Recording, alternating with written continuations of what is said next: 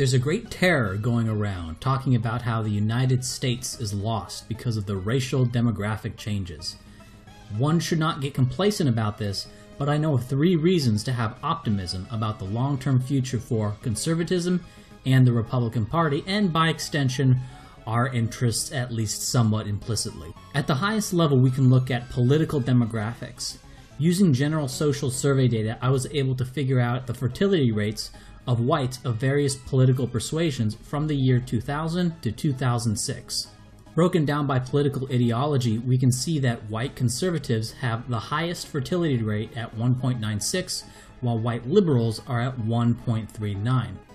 And when broken down further, the more extreme conservatives are even more fertile, and the even more extreme liberals are even less fertile. But sadly, the US isn't all white, and so white conservatives are in voting wars and breeding wars with other racial groups.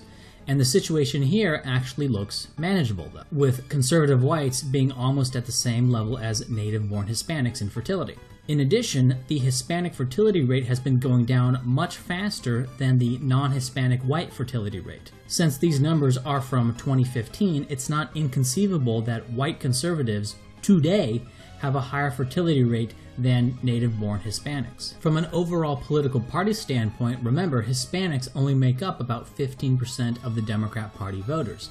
The rest are blacks, Asians, and white liberals, whose fertility is all well below that of conservative and Republican whites. The Democrats depend on mass immigration to remain competitive. Close the border, cut them off, and they'll shrivel up. Here's another thing you might not have heard. The percentage of people who self-identify as white has actually increased from 72.4% in April 2010 to 76.9% in June 2016. I know this is mostly Hispanics who were already here deciding to call themselves white and doesn't represent real racial change, but it's a neat little factoid. The second reason for optimism are net Republican Party gains in party registration in swing states since November of 2016, at least according to Larry Schweikart, in Pennsylvania, Florida, and New Hampshire. Pennsylvania is most important not only in the magnitude of the Republican gains, but also as a possible bellwether for Michigan and to a lesser extent Wisconsin and Minnesota. So expect to see Minnesota be coming close next election and then eventually a Republican state. A third reason for optimism is Generation Z.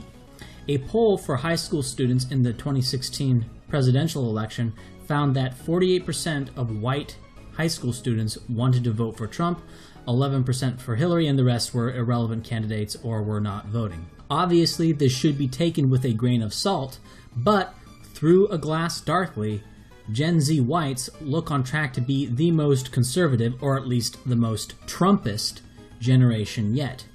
If these results analogize to adulthood, then Gen Z whites should be block voting almost as heavily as blacks. Given that political views are about 40% a function of genetics, I predicted one day the dam would break. Conservatives have been having more kids for as long as this has been measured, passing on those conservative genes, which are a real thing, making whites more quote-unquote genetically conservative each generation, about 4% more genetically conservative each generation, but held in line by the environmental effects of mass media and the university and schools. But with the rise of the internetwork of computers, the hold of mass media just isn't there.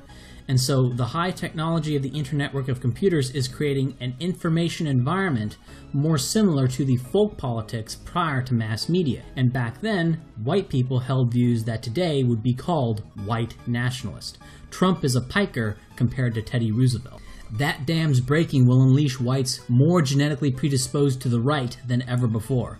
A spear of justice through those who wage war on their own kin, and a cleansing fire to usher in a new Europe.